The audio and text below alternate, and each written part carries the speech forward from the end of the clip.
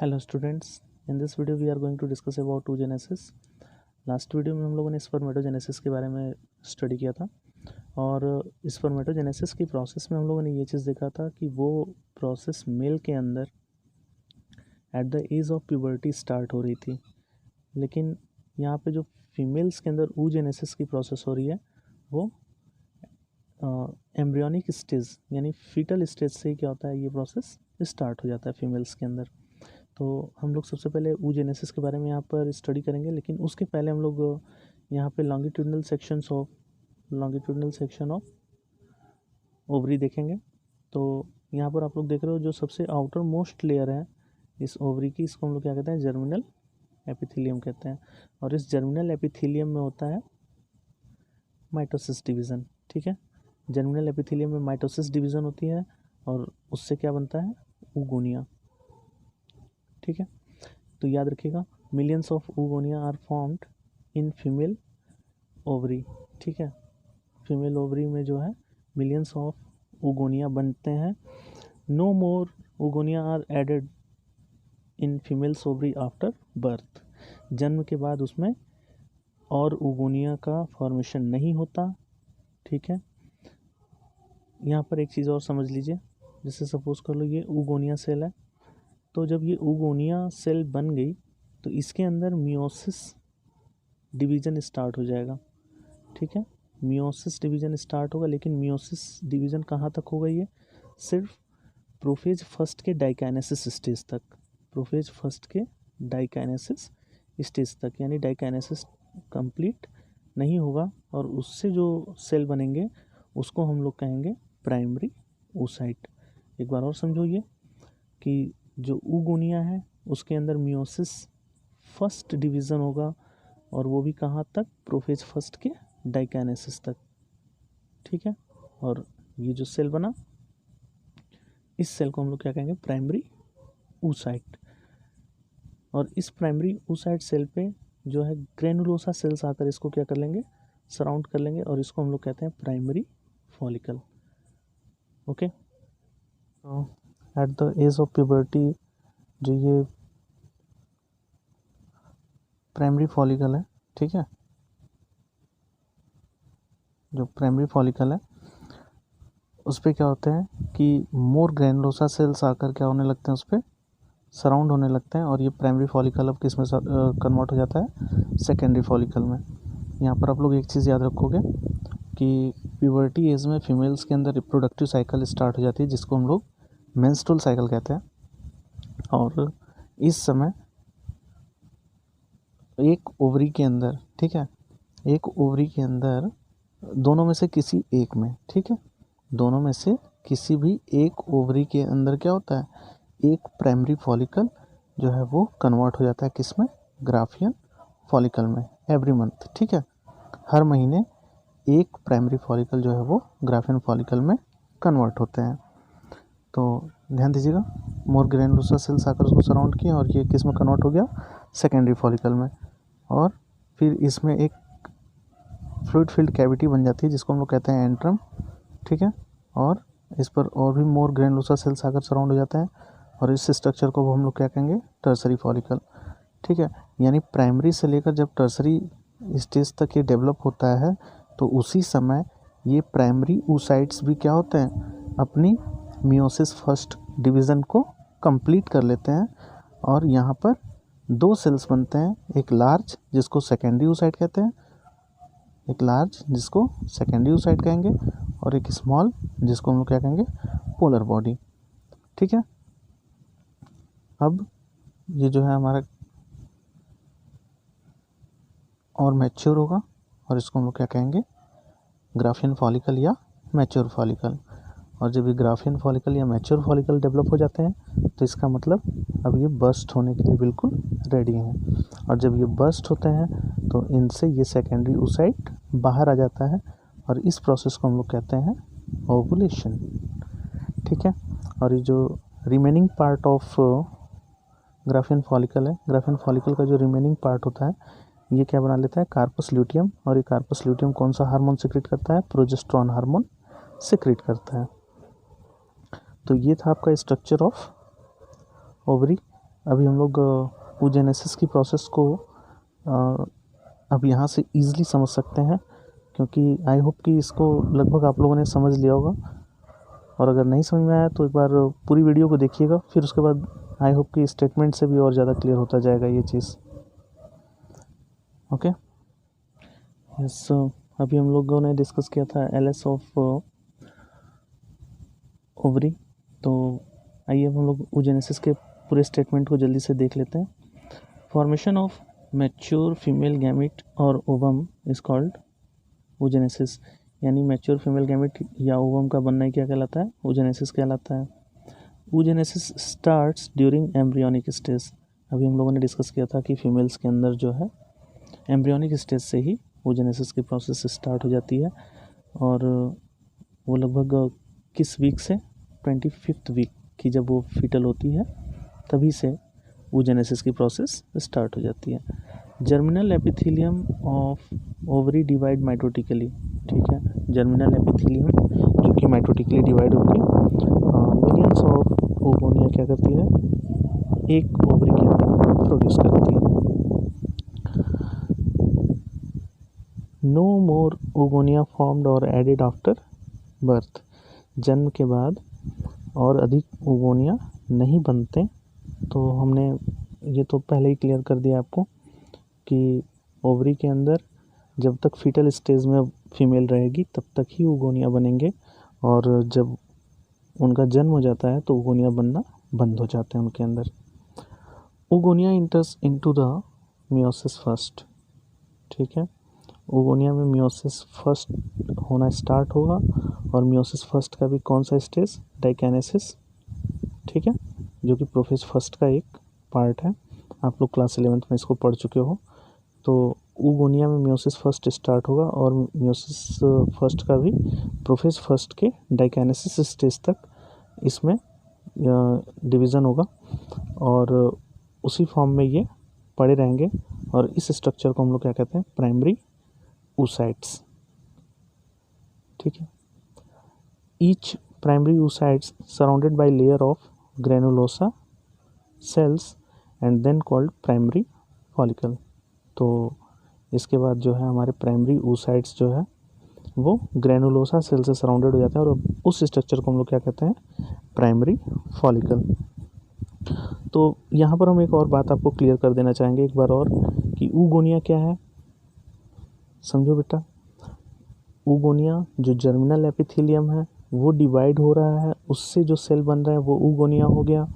oogonia के अंदर meiosis first हो रही है, और मियोसिस फर्स्ट के प्रोफेज फर्स्ट का डाइकेनेसिस स्टेज तक ही कंप्लीट हो रहा है। कंप्लीट नहीं कहेंगे, डाइकेनेसिस स्टेज में आकर वो स्टॉप हो गया है, रुक गया है। उस स्ट्रक्चर को हम लोग क्या कहेंगे? प्राइमरी oocyte कहेंगे। और इसके ऊपर जब ग्रेनुलोसा सेल्स आकर सराउंड कर लेंगे तो उसको हम लोग क्या कहेंगे? प्राइमरी फॉलिकल कहेंगे, ठीक है। बिल्कुल क्लियर होना चाहिए ये। अगला देखिए, at puberty stage only 60,000 to 80,000 primary oocytes left in each ovary. हमने देखा था कि उसमें मिलियंस ऑफ oogonia बने होते हैं, लेकिन प्यूबर्टी एज तक आते आते ये सभी क्या होते हैं? डिस्ट्रॉय हो जाते हैं, और लगभग 60,000 से लेकर 80,000 तक प्राइमरी oocytes एक ओवरी के अंदर बसते हैं फीमेल के, ठीक है। At puberty primary follicle get surrounded by more layer of granulosa sales. ध्यान दीजिएगा, एट प्यूबर्टी, प्यूबर्टी में या प्यूबर्टी की एज में जो मेंस्ट्रुअल साइकिल जब स्टार्ट होता है तो प्राइमरी फॉलिकल जो है वो मोर ग्रेनुलोसा सेल से सराउंडेड होता है, और क्या बना लेते हैं वो आपका secondary follicle. Next, the secondary follicle is transformed into the tertiary follicle characterized by a fluid filled cavity called antrum. अब ये सेकेंडरी फॉलिकल के ऊपर और ग्रेनुलोसा सेल्स आकर डिपॉजिट हो जाते हैं, और वो किस में कन्वर्ट हो जाता है? वो हमारा टर्सरी फॉलिकल में।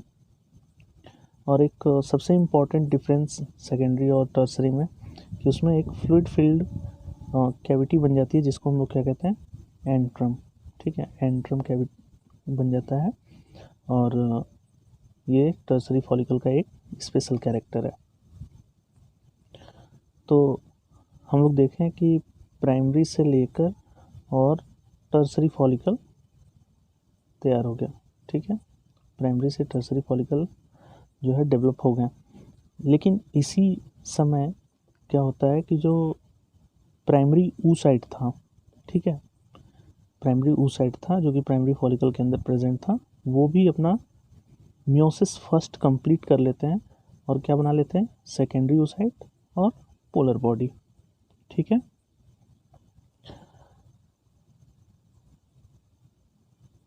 During the growth of primary follicle, ये स्टेटमेंट समझिएगा, during the growth of primary follicle into tertiary follicle, ठीक है, जब प्राइमरी फॉलिकल से टर्सरी फॉलिकल बन रहा है ड्यूरिंग प्यूबर्टी, प्यूबर्टी के समय the primary oocyte restarts its first meiotic division. तो इस प्राइमरी oocytes में जो है फर्स्ट म्योटिक डिवीज़न भी क्या होता है, स्टार्ट हो जाता है and complete it with in tertiary follicle, और टर्सरी फॉलिकल के अंदर जाकर ये कंप्लीट हो जाता है, जिससे दो अनइक्वल हैप्लॉइड सेल्स जो लार्ज सेल बनेंगे, उस लार्ज हैप्लॉइड सेल को हम लोग क्या कहेंगे, सेकेंडरी oocyte, और जो स्मॉल सेल बनेगा उसको हम लोग क्या कहेंगे, first polar body. The secondary oocytes retain bulk of nutrient rich cytoplasm. तो हम लोग जानते हैं कि सेकेंडरी oocytes जो है वो लार्ज है और उसके साइटोप्लाज्म में न्यूट्रिएंट जो है वो कह सकते हैं कि एबुंडेंट क्वांटिटी में प्रेजेंट होता है, ठीक है, एबुंडेंट क्वांटिटी में न्यूट्रिएंट प्रेजेंट होता है सेकेंडरी oocyte के अंदर। The tertiary follicle having secondary oocyte, the tertiary follicle having secondary oocyte further change into the Graafian follicle। अब ध्यान दीजिए, इस टर्सरी फॉलिकल के अंदर क्या प्रेजेंट है, सेकेंडरी oocyte प्रेजेंट है, क्योंकि प्राइमरी oocyte तो डिवाइड हो गया है, तो सेकेंडरी oocytes मिलेगा आपको टर्सरी फॉलिकल के अंदर फाइनली। अब ये टर्सरी फॉलिकल किस में कन्वर्ट हो जाएगा, ग्राफियन फॉलिकल में, और ये जब ग्राफियन फॉलिकल में कन्वर्ट हो गया, इसका मतलब कि अब ये पूरी तरीके से मैच्योर फॉलिकल है और अब ये बर्स्ट होने को बिल्कुल रेडी है, और इससे सेकेंडरी oocyte बाहर आ जाएंगे।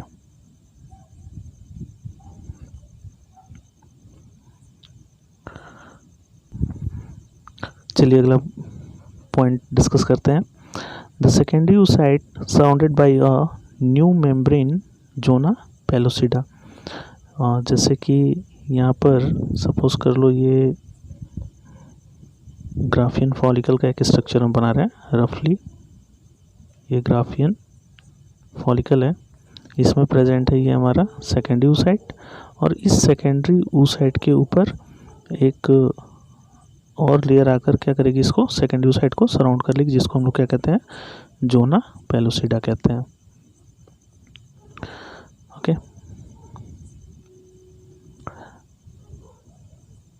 the secondary oocytes undergoes second meiotic division continued up to metaphase 2 and get suspended until entry of sperm।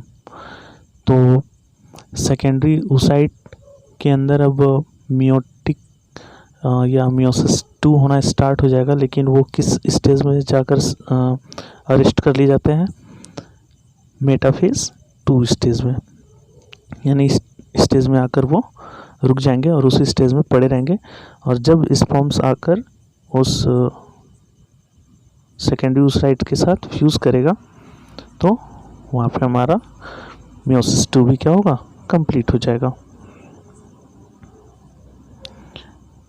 At this stage Graafian follicle releases secondary oocytes from the ovary, ठीक है। तो अभी हमने बताया कि secondary oocyte बना, secondary oocytes के अंदर क्या होगा, मियोसिस 2 का मेटाफेज 2 तक कंप्लीट हो जाएगा और वो एक नई मेम्ब्रेन से आकर सराउंडेड हो जाएगी, जिसको हम लोग कहते हैं जोना पेलोसिडा, ठीक है। और अब ये जो है ग्राफियन फॉलिकल को रप्चर करते हुए बाहर आ जाएगी, और इस प्रोसेस को हम लोग क्या कहते हैं, ओवुलेशन।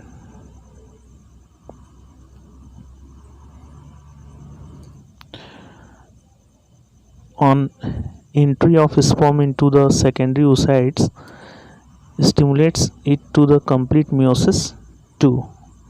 अभी ध्यान देना कि जो सेकेंडरी oocyte है उसमें मेटाफेज सेकेंड स्टेज में वो ट्रैप होता है, और जब उससे स्पर्म सेल्स आकर फ्यूज़ करेगा, ठीक है, जब उससे स्पर्म सेल्स आकर फ्यूज़ करेगा तो ये जो है मियोसिस 2 भी क्या करेंगे, कंप्लीट कर लेंगे, और इस तरीके से क्या बन जाएगा, एक हैप्लॉइड ओवम और एक सेकेंड पोलर बॉडी बन जाएगी। तो ये प्रोसेस थोड़ा सा कॉम्प्लेक्स तो है, बट आप लोग इसको एक बार और रिवाइज करके देखिएगा। फ़िलहाल अभी हम 2 और फिगर आपको समझाते हैं, शायद उससे और हेल्प मिलेगा आपको।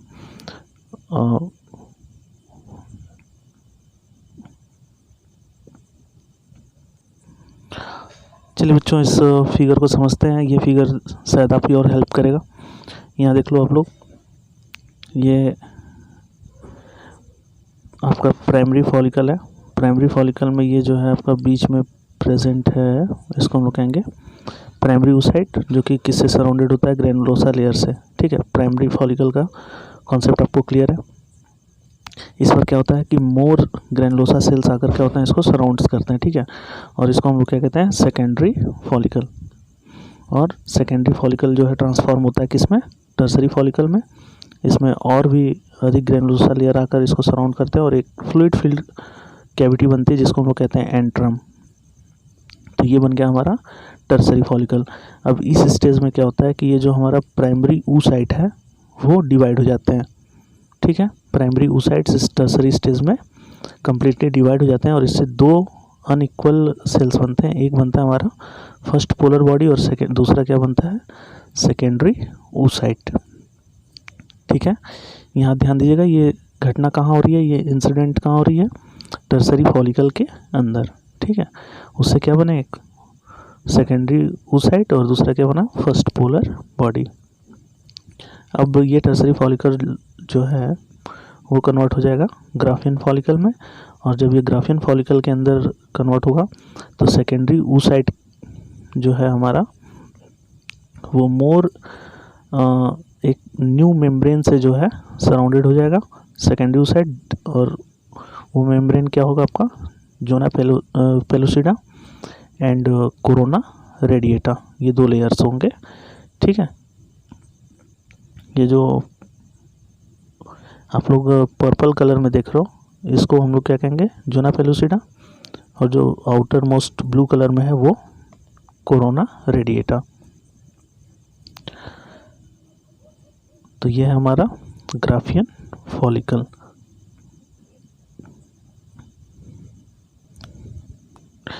ये जो आउटर मोस्ट जो थीका या जो आउटर मोस्ट कवरिंग है उसको हम लोग क्या कहते हैं, थीका एक्सटर्ना, और इनर मोस्ट को हम लोग क्या कहते हैं, थीका इंटरना। अब क्या होगा, जब ये ग्राफियन फॉलिकल या मैच्योर फॉलिकल है तो अब ये जब बर्स्ट होंगे या रप्चर होगा तो इससे हमारा सेकेंडरी oocyte बाहर आ जाता है। याद रखिएगा, ये सेकेंडरी oocytes में मेटाफेज 2 तक का स्टेज कंप्लीट है। जब स्पर्म सेल्स आकर इससे फ्यूज़ होगा तो ये मियोसिस 2 भी कंप्लीट कर लेगा। तो आई होप कि ये फिगर तो बहुत इजी होगा, लेकिन स्टार्टिंग से आपको समझना ज़रूरी है क्योंकि हमें एग्जामिनेशन में स्टेटमेंट राइट करना पड़ेगा। एक ये भी फिगर जो कि एनसीईआरटी के बुक में आपके दे रखा है, इसको भी समझ लो। जैसे ये आपका यहाँ पे राइट किया है, प्राइमोर्डियल जर्म सेल्स, यानी जर्मिनल एपिथेलियम में जो हमारे सेल्स हैं उसको हम लोग क्या कहेंगे, प्राइमोर्डियल जर्म सेल, और ये माइटोटिकली डिवाइड होकर क्या बनाएंगे, ऊगोनिया, ठीक है। देख लो, ये फर्दर जो है माइटोसिस डिवीजन हो रहा है, बहुत सारे ऊगोनिया का फॉर्मेशन होता है।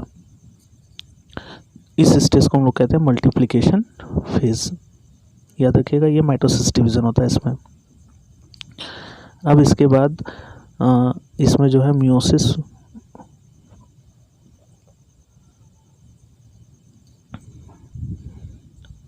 ओके। तो यहाँ पे आपका ये जो ऊगोनिया है इसके अंदर होगा मियोसिस फर्स्ट का डाइकाइनेसिस स्टेज, ठीक है। और इसको हम लोग क्या कहेंगे, प्राइमरी oocyte कहते हैं। जब ये प्राइमरी oocyte स्टेज हो गया और ये प्यूबर्टी एज में क्या होता है कि ये प्राइमरी oocytes के ऊपर ग्रेनुलोसा लेयर आने लगते हैं और वो प्राइमरी फॉलिकल में कन्वर्ट हो जाता है। तो ये सब बातें तो हम लोग समझ चुके हैं, लेकिन यहाँ पर आप लोग ध्यान दीजिएगा कि जब ये टर्सरी फॉलिकल के अंदर जाता है तो प्राइमरी oocyte डिवाइड होकर क्या क्या बना लेता है, एक सेकेंडरी oocyte बना लेता है और एक फर्स्ट पोलर बॉडी।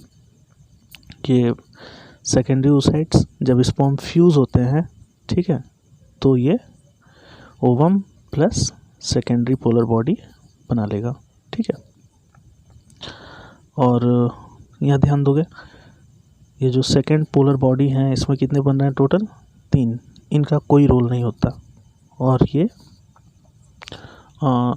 डिस्ट्रॉय हो जाते हैं, लेकिन जो हमारा सेकेंडरी oocytes है वो फंक्शनल है और इसी से जो है ओवा का फॉर्मेशन होता है।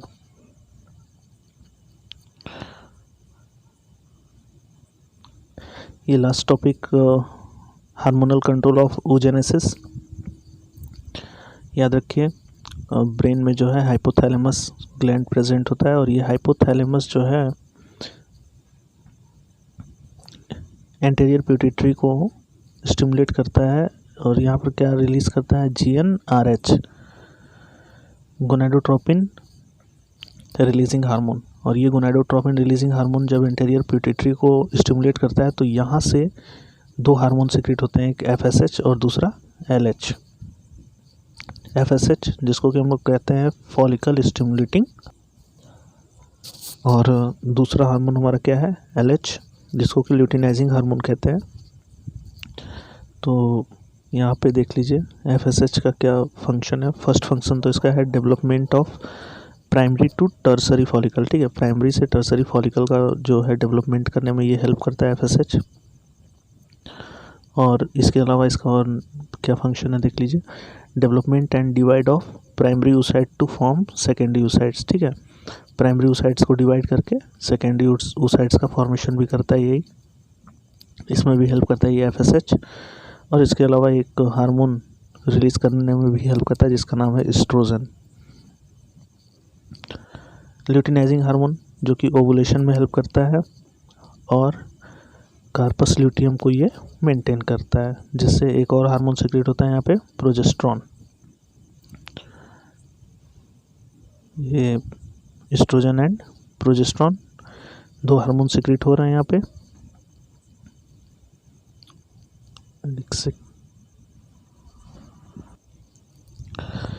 याद रखिए, इनके नेगेटिव और पॉजिटिव फीडबैक के बारे में भी थोड़ा सा हम लोग डील कर लेते हैं यहाँ पे। तो इसका नेगेटिव फीडबैक क्या है,